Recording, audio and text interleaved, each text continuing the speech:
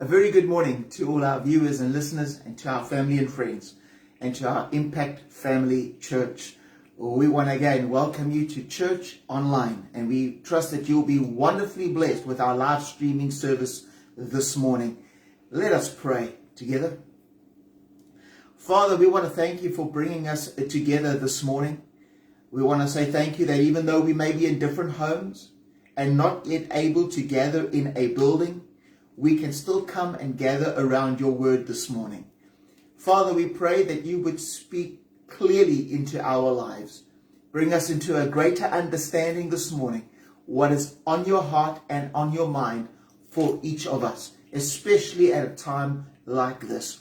We need your voice in our lives. We need direction, we need discernment, we need wisdom, and we need your peace to guard our hearts and minds. Your peace that surpasses all understanding.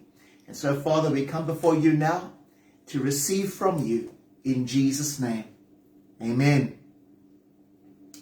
Well, just some church news before I share God's word with you. Just once again, we're not able to meet in a building yet. We're really hoping that God will provide for us as a church a building real soon where we can gather together. But for now, we still have the wonderful opportunity to connect via the technology that we have. And so we pray that you will continue to enjoy our online ministry. But we want to extend a very big thank you to you this morning for remaining so incredibly faithful in your giving. Even though we can't meet in a building, yet you have remained faithful in your giving. And so we want to encourage you to please remain faithful with your online giving. It really has been a great blessing to us as a church. You can again find our banking details on our Facebook page as well as on our website. As we always encourage you, we do it again this morning. Please communicate with us. We love to hear from you. We love to hear what you're going through so that we can stand with you and trust God with you for breakthrough. So share with us your prayer requests, but also share with us your praise reports. We want to celebrate the good things that God is doing in your life. So please, continue to follow us on our Facebook page, as well as visit our website, and just communicate with us via email as well. Well, we will continue with our live streaming ministry every Wednesday evening at 6 p.m. and every Sunday morning at 9 a.m. So once again, this morning, we trust that you'll be wonderfully blessed. Well, this is the reality, family and friends. We're all going through the same storm right now. Around the entire world, everyone has encountered, everyone is being challenged by the COVID pandemic. It's a storm that came upon each one of us so unplanned, unrehearsed, and unexpected. And so how do we weather the storm? How do we get through the storm? What would anchor us at a time like this, especially in the midst of the storm? Each one of us has suffered some form of loss during the storm. And this is the reality that no matter what storm we go through in life, there's always going to be some form of loss experienced in that storm. We've heard some tragic stories, how people have lost loved ones and friends and lost their place of employment, lost their income, and got to a degree where people have just lost their dreams, not able to actually vision a life beyond the storm. But I want to encourage you this morning. I'm going to share something with you this morning that's going to equip us, encourage us to be able to get through this storm. In actual fact, will equip us to get through no matter what storm comes ahead of us. I'm sure that at some stage, you and I have lost something that's been very important to us.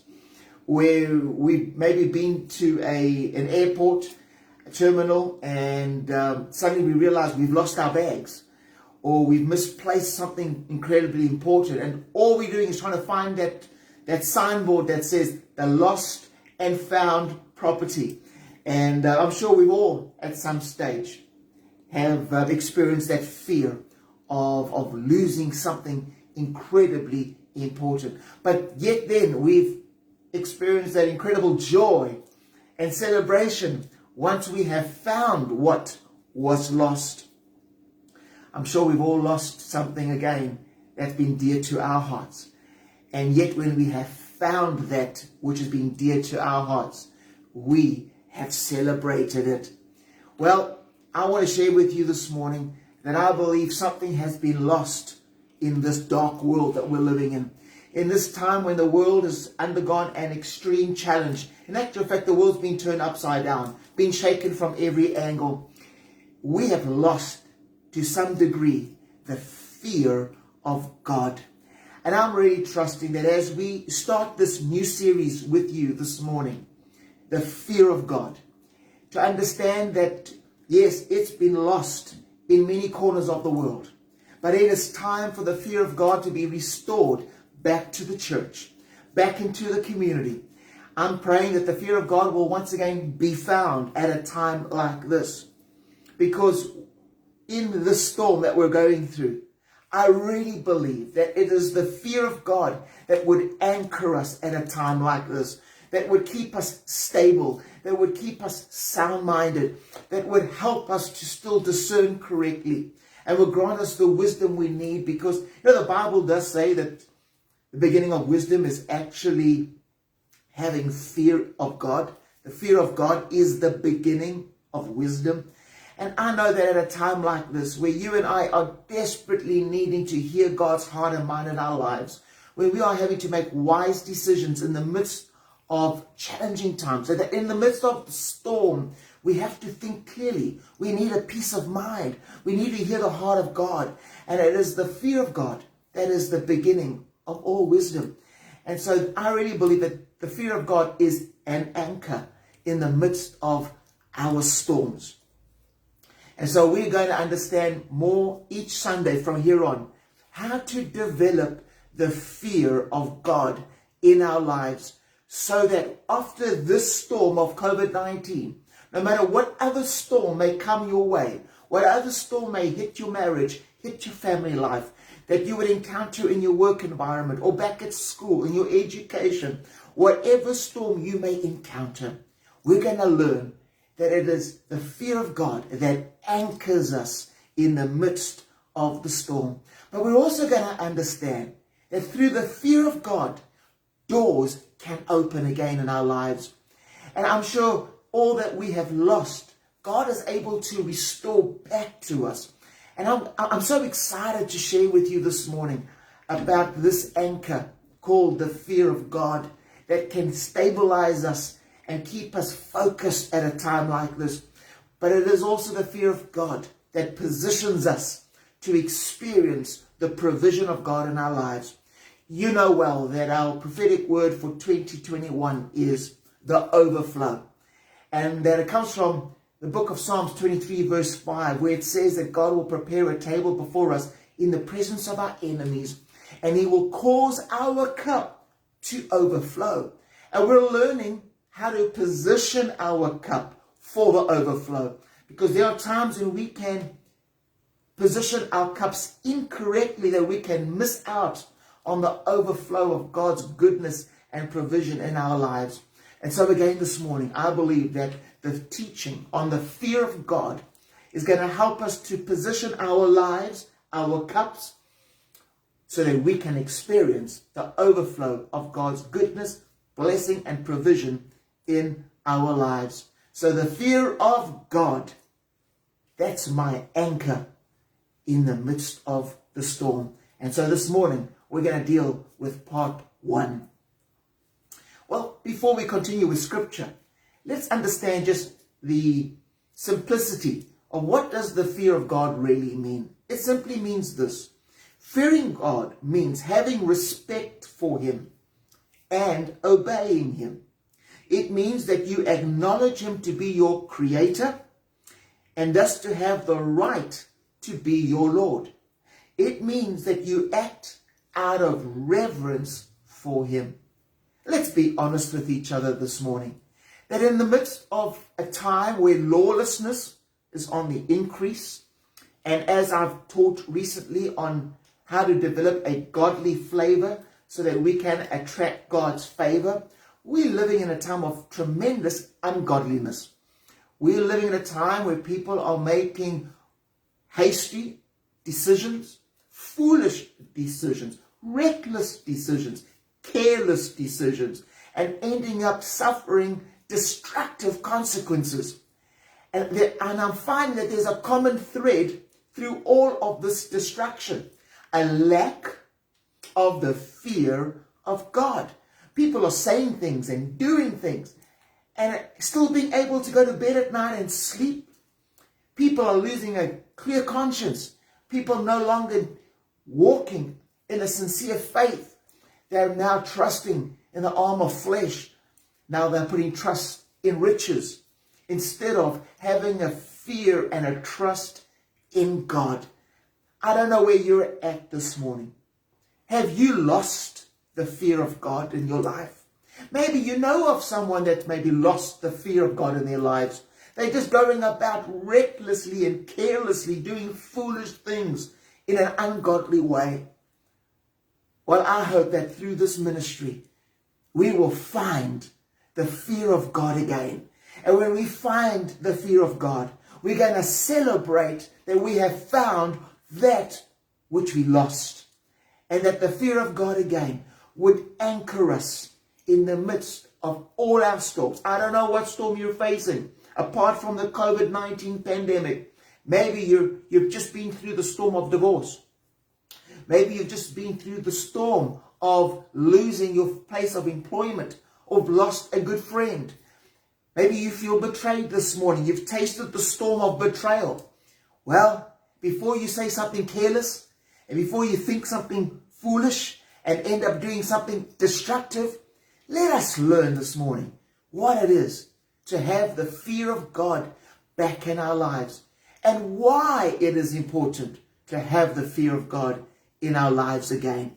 Well, I want to start this morning by sharing a story with you. It's a story that so many people know it so well, but it's a story of a man who went through a storm. And what anchored him in that storm? A man that suffered tremendous loss in the space of 24 hours, but yet kept his head above it all and kept his heart in the right place. He didn't become reckless. He didn't become careless. He didn't become foolish. He didn't become destructive. So what kept him anchored in the midst of his storm and in the midst of suffering such loss? Well, let's read together from Job chapter 1, and we're going to read from verse 1. In the land of Uz, there lived a man whose name was Job. This man was blameless and upright. Listen to this. He feared God and shunned evil. You know, when we don't fear God, we accommodate evil. But when we fear God, we resist evil.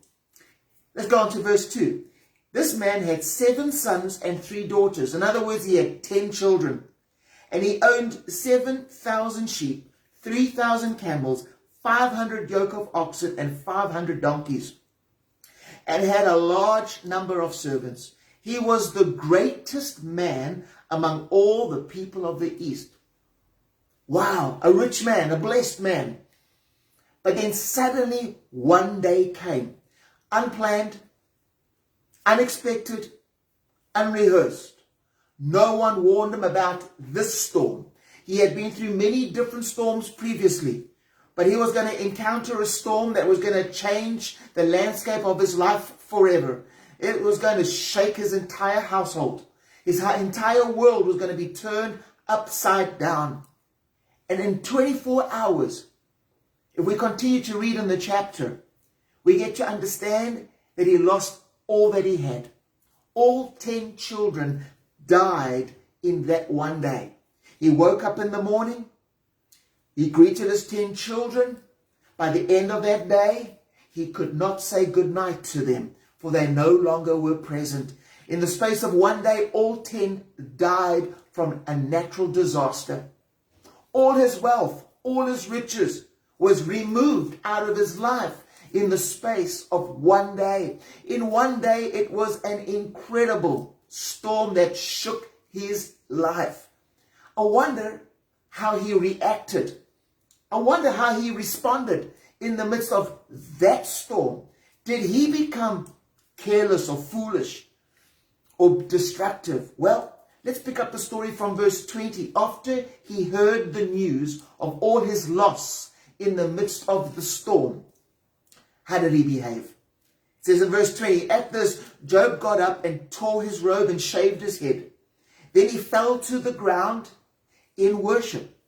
And he said, naked I came from my mother's womb, and naked I will depart. The Lord gave, and the Lord has taken away. May the name of the Lord be praised. Verse 22. In all of this, Job did not sin by charging God with wrongdoing. He didn't become careless with his words. He didn't point a finger at God. He didn't accuse God. He guarded his mouth. He guarded his heart. He guarded his mind in the midst of the storm. And he accepted the season that the Lord has given and the Lord has taken. And may the name of the Lord be praised. He fell down in the midst of the storm in worship. What was his anchor in the midst of the storm? Well, we read in verse 1 that he was an upright and blameless man. He feared God and he shunned evil. So the anchor in Job's life that anchored him in the midst of his loss, that anchored him in the midst of the storm of disaster and pain and hurt, was that he feared God. And the fear of God is what kept him sane, sober-minded, that it didn't even stop him from worshiping. The storm did not hinder his worship, because the fear of God was the platform that he launched his worship from. He honored God so much. He respected his God so much that even in the midst of loss, he said, I will not allow my loss to quieten me in the time of worship. I will worship him because I respect him. I honor my God and I fear my God. But things didn't get better for Job. The reality is, in Job chapter 2, verse 3, there's a conversation between God and Satan about Job. And so the Lord says to Satan in verse 3, have you considered my servant Job? There is no one like him on earth. He is blameless and upright, a man who fears God and shuns evil. So even here, God acknowledges the strength in Job's life, the anchor in Job's life in the midst of the storm is, look at this man. He's lost all 10 children. He's lost all his wealth and all his riches and all his belongings in one day. But look at him. He still fears God and shuns evil. And he still maintains his integrity, though you incited me against him to ruin him without any reason. And so God makes it very clear to Satan that day that despite the fact that Satan tempted Job in all that suffering and loss, Job still maintained his integrity. You know, when we lose the fear of God or we lack the fear of God, we will struggle to keep our integrity. We will struggle to maintain our integrity. It becomes easier to cover up our wrong instead of confessing our wrong. It's easier to hide what we've done and maybe to even entertain a lie. It becomes easy for us to lie when we have lost the fear of God. Because of the fear of God in his life, in the midst of the storm, in the midst of his loss, he maintained his integrity. But he wasn't the only one that encountered the same storm. He had a wife. His wife also went through exactly the same storm. She too, in one day, unplanned, unexpected, and unrehearsed, also lost 10 children and all the wealth that her husband had accumulated. She too, at the end of that day, experienced the pain, the disappointment, the confusion of the storm. How did she react? Was she like her husband in the midst of the storm? Did she fall down and worship God? Did she declare that I'm okay to experience the season the Lord has given, the Lord has taken away? Did she charge God with wrongdoing? What did she do? Did she hold on to integrity? How did she cope? What was her anchor? Did she have an anchor in the midst of her storm? Well, let's see how she reacted in the midst of the storm.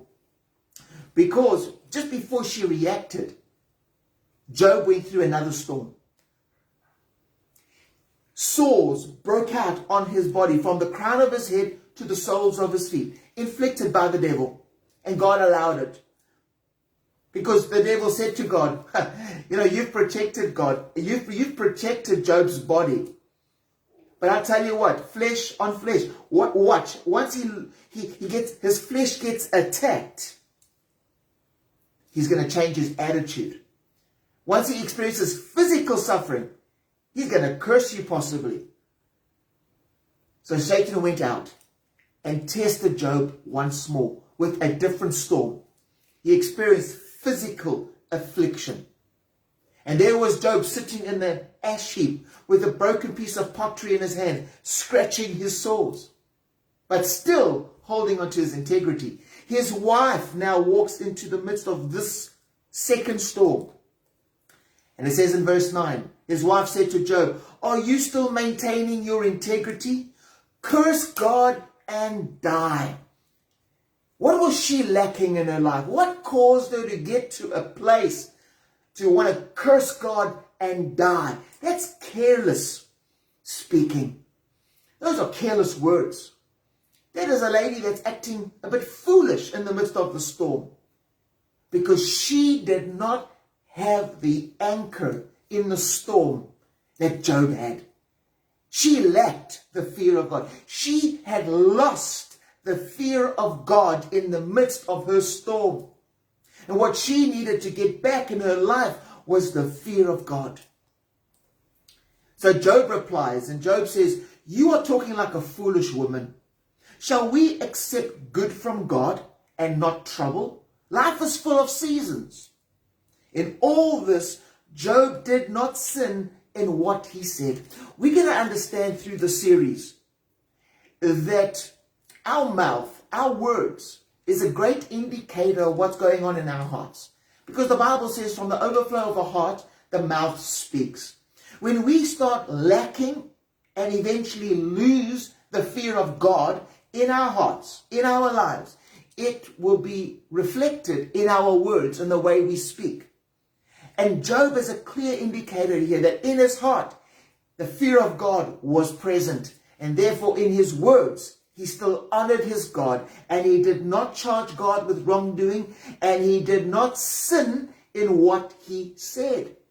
But his wife lacked the fear of God in her heart. And listen to how she spoke. Out of her own mouth, she said, "Curse God and die."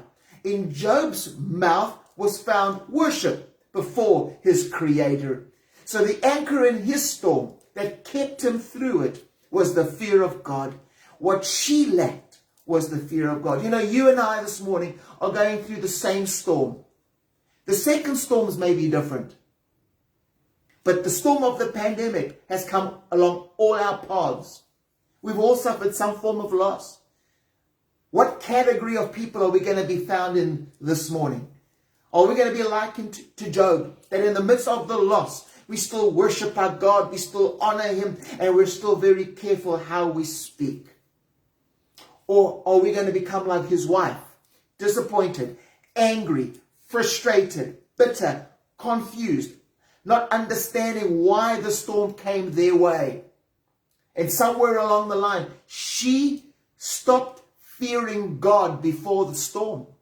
Because if she had still feared God before the storm and held on to the fear of God, when that storm came in that one day, she would have kept standing through the storm. But somewhere along the line, she lost the fear of God. Whereas Job kept the fear of God. Maybe you haven't encountered a big storm yet. But can I share with you? Tomorrow will have enough trouble of its own. Jesus said those words. There's going to come a storm when you least expect it. The only thing that's going to get you through it is to be anchored with the fear of God in your life. Don't lose the fear of God and then suddenly be caught off guard when that storm arrives. Let that anchor be strong in your life this morning. Ecclesiastes 12, The writer of the book of Ecclesiastes was really trying to understand life. He was researching so many things. Got to a stage where he said, you know what, there's nothing new under the sun. Then he got to a stage when he said, everything about life is meaningless. It doesn't make sense. But at the end of his research, at the end of trying to understand life and all that life has, he came to this conclusion. Listen to this conclusion. Ecclesiastes 12 verse 13. Now all has been heard. Here is the conclusion of the matter. Fear God and keep his commandments, for this is the duty of all mankind. What a powerful statement. At the end of the day, what is your duty and my duty? Apart from all the other requirements we have in our home, in our workplace, back at school, all the to-do lists that we have to try and cope with, at the end of the day, as mankind, our duty is to fear God and keep all his commandments. See, obedience is linked to the fear of God. When we lack the fear of God, we will stop walking in obedience. We will no longer fulfill the commandments of God's word when we lack the fear of God. But when you honor him and you serve him and you worship him and you love him and you respect him, you will want to keep his commandments. Verse 14 says, just to help us get back to the fear of God, the writer says, for God will bring every deed into judgment, including every hidden thing, whether it is good or evil.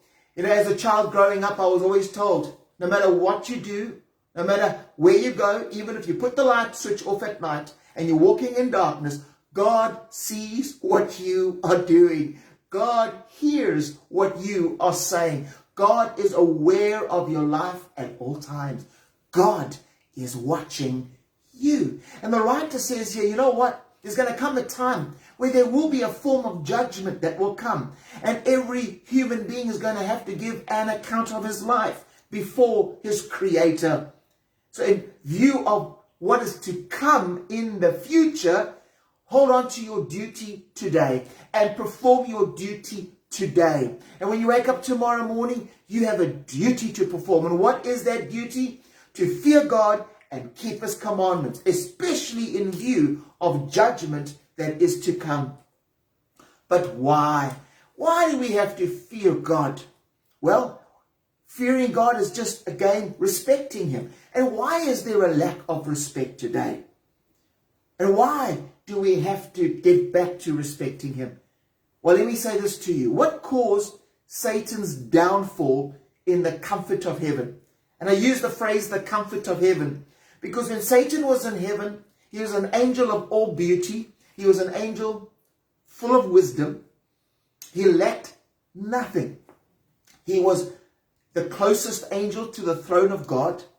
Some say he led the worship in heaven. Why would he then disrespect God? After being in that position, being full of beauty, full of wisdom, so skilled and talented and gifted, why would he become discontent? Why would he want to be better than God? Why in that one moment he looked at God and said, I want to be above his throne. I want all the attention. What caused his downfall in heaven? What was the cause that led on to a rebellious moment in heaven? That a third of the angels were cast out of heaven with Satan. So he led a rebellion in heaven. What is at the heart of rebellion? The lack of the fear of God. What is at the heart of lawlessness today that's plaguing the planet? The lack of the fear of God. That even in the comfort of heaven, he lacked the fear. He lost the fear of God. And because he lost the fear of God, it caused his downfall in heaven. What caused Adam and Eve's downfall in the Garden of Perfection? Because the Garden of Eden was a garden of perfection. Sin had yet not entered the world. And Adam and Eve had all the trees to eat from except the one. What caused the discontentment in them to still want the one tree that God said, do not eat from it? for if you eat from it, you will surely die. What caused them to become discontent? Somewhere along the line, the temptation came into the garden of perfection through Satan, through Lucifer, through the serpent, that deceived Eve, in turn that deceived Adam, and caused the downfall in the garden of perfection to do what ought not to be done, did not obey God's instruction, did not obey his commands, because somewhere in that moment of conversation, they stopped having the fear of God in their lives. And out of the lack of the fear of God and losing the fear of God in the garden of perfection, it caused their downfall. You know, I've seen around the world many a times when people have experienced a downfall in their lives. A marriage has come to nothing. A business has come to nothing. Loss of relationships in the process. Somewhere along the line, someone started to lack the fear of God. Somewhere along the lines, they moved outside of the boundaries of the fear of God. And due to that, they no longer kept the commandments of God, no longer honored the requirements of God, and started to trespass into foreign territory and ended up doing things that they should not have done, and have lost their secure position. They lost that great marriage. They lost that place of employment. They suffered loss that was self-inflicted loss because of the lack of fear. But why must we come back to the fear of God? Listen to these verses quickly this morning. And as I read through these verses, I trust that you will see this reward and this incentive and this motivation to say, you know what? I want to come back to the fear of God. Well, Proverbs 10 verse 27 says, the fear of the Lord adds length to life, but the years of the wicked are cut short. You know, I want to live long. I've said to my wife, I want to live long. I want to enjoy my marriage with her till a ripe old age. I want to see my children's children. Should the Lord tarry, I want to live long. Well, here's the key to attract long life: the fear of the Lord. Proverbs 22 verse 4 says, humility and the fear of the Lord brings wealth and honor and life. Doesn't that speak of a cup that can start overflowing? How do I position my cup to experience wealth, honor, and life? How do I experience the goodness of God in my life? I need to, with humility, have the fear of God in my life again. And as I fear God, and I like the way the proverb is written, humility and the fear of the Lord. You know why the fear of the Lord starts to seep out of our lives, while we start to lack it, while we stop practicing it, and while we ultimately lose it, is because of pride. What caused the downfall of Lucifer and him? His pride. His pride that came before his fall. And many of us are no longer walking with humility. We're no longer confessing our sin. We're no longer trying to be the least. We're no longer wanting to serve, but we want to be served. We want the attention, just like Lucifer wanted the attention in heaven. And because of pride, the lack of fear comes into our lives. And that's why it says humility and the fear of the Lord will bring and attract wealth, honor, and life. I want to encourage you this morning. Let's walk with humility and the fear of God in our lives, and we will start to experience restoration in the midst of this storm. That God will start preparing a table before us in the presence of our enemies, that in the midst of the storm, the cups start overflowing and the world is confused. How is the Christian surviving? How is it that the Christian is flourishing? How is it that the Christian's life seems to be so blessed? Because Christians are not just living by title or by position, but in lifestyle are worshiping their God and Creator in the midst of the storm, because they're not willing to lose the fear of God in their lives. Proverbs 19 and verse 23 says, the fear of the Lord leads to life. Then one rests, content, untouched by trouble. You know, we can all go through trouble. Some trouble is self-inflicted. Some trouble is unasked for. But the reality is, Jesus says tomorrow will have enough trouble of its own. and trouble will come our way. We will collide with trouble. But I want to remain untouched by it, simply meaning I don't want it to destroy my life. There's a difference between hurt and harm. Certain hardship comes along our way, and God is using the hardship to discipline us, to train us. And with that comes a little bit of hurt and pain in the discipline, but later on produces the harvest of righteousness. But harm, destruction, that's not from the heart of God.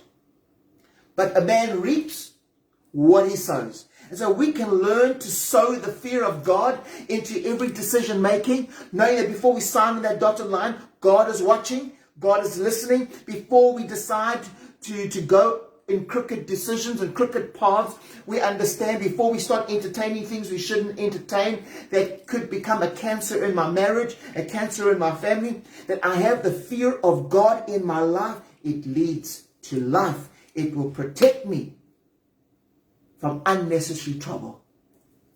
Now, Psalm 145 and verse 19 says, He fulfills the desires of those who fear Him. He hears their cries and saves them. I want to live a life of fulfillment. I have dreams. I have desires. And I know that if I rejoice in God and I walk according to His will, not my way, but His way be done and His will be done in my life, and I fear Him and I honor Him in every decision I make, that I keep a watch over my mouth, I'm careful how I speak and the decisions I take, that I know He will fulfill the desires of who? He will fulfill the desires of those who fear Him. Oh my word, that's how we position our cup for the overflow of God in our lives. Proverbs 3 verse 7 to 8 says, Do not be wise in your own eyes. Fear the Lord and shun evil. This will bring health to your body and nourishment to your bones. Now some of us will experience even physical healing when we return back to the fear of God. Bring the fear of God back into the way we steward our lives. Bring the fear of God back into the way we budget our finances. Honoring Him with the first fruits is fearing God. It's an expression of fearing God even with our finances. Fearing God in our marriage. Fearing God in the way we parent our kids. Fearing God in the way we respect our employer. The way we steward our decisions and lifestyles. If we bring the fear of God back in, it will release even healing, even to our physical bodies. Proverbs 16 and verse 6 says, Through love and faithfulness, sin is atoned for. Through the fear of the Lord, a man avoids evil. Through the fear of the Lord, a man avoids evil. You know what's going to help us at a time like this when temptation is so real? When you and I are surrounded by so many voices, so many options, so many alternatives, that there's even a way the Bible says that seems right to man, but at the end of it, it leads to destruction. Oh, at a time when deception is so real, when God is saying that in these last days, He says to us, watch, be alert, that the devil is going around like a prowling lion, that if he can disrupt the perfection of the Garden of Eden, that if it can become uncomfortable in the comfort of heaven, careful what He's going to tempt you and I with, that in the midst of the storm, He would tempt us to curse God and die.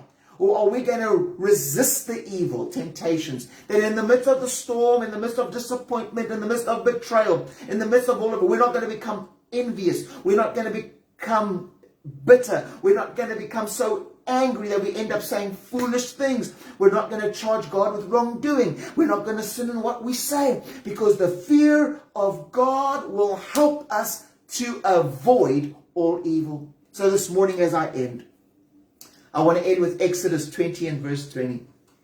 And we'll pick up on this next Sunday about the nation of Israel and how they ventured through the desert. They were released from captivity in Egypt, from slavery.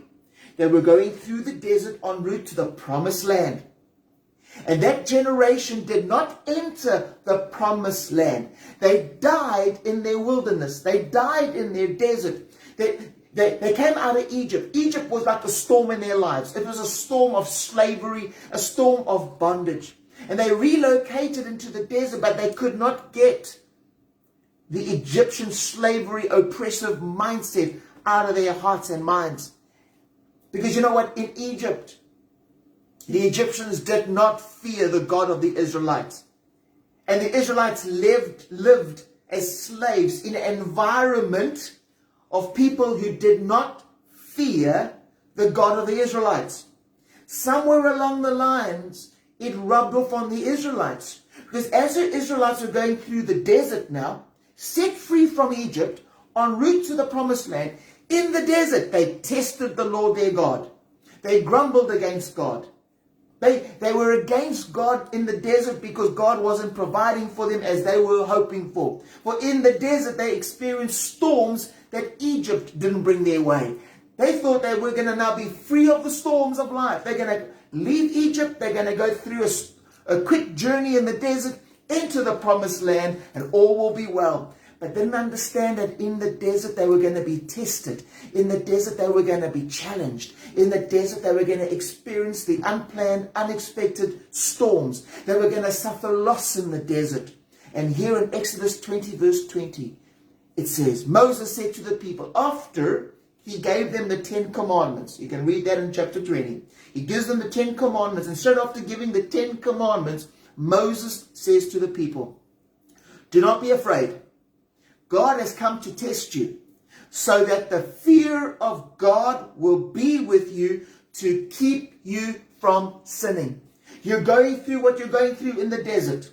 You're going through the test after test in this wilderness because God has come to test you. He's come to bring back into your life the fear of God. You lost that fear of God. You were in slavery to ungodly people. You were enslaved in an environment where there wasn't people honoring the God of the Israelites. And somehow it rubbed off on you. That somewhere along the line you started to lack and you lost the fear of God. Now these tests have come your way in the storm so that you can learn about the fear of God again, so that the fear of God will be with you to keep you from sinning. You know what the sad reality is, friends, as I close this morning? Is that nation did not listen to that instruction. And that generation died in the desert.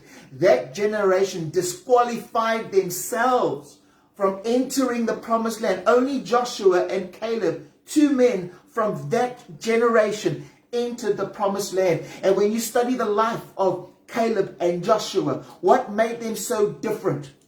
They had something that Job had, that carried Job through his storm, and that carried Caleb and Joshua through that entire journey in the desert, is that they too feared God. I don't know what test you're going through this morning. I don't know what challenge. But God is not wanting to punish you. He's wanting to bring you and I back into alignment, to fear Him.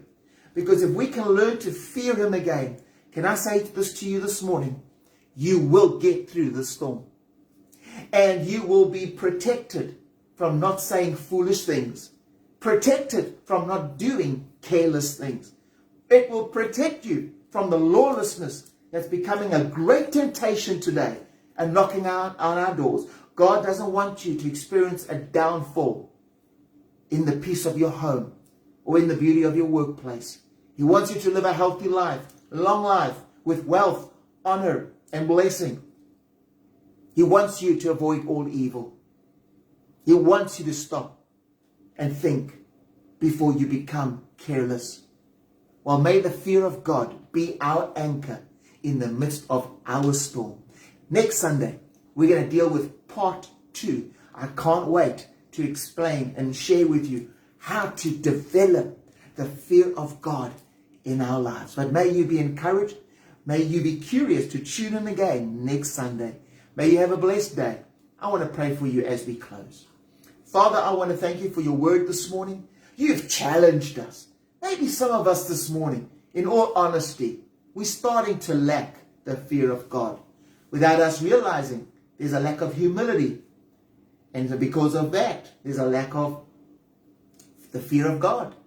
We are so angry and so frustrated, so consumed in the storm that we're forgetting about the God who's with us in the midst of the storm.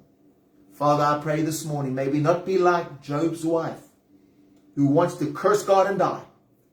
But may we see life through the storm by falling down before you in worship this morning. Say, Father, we cannot get through the storm without you. So we want to honor you. We want to respect you. We want to serve you with reverence. And we want the fear of God to be strong in our lives again. In Jesus' name, amen. God bless you and have a wonderful day.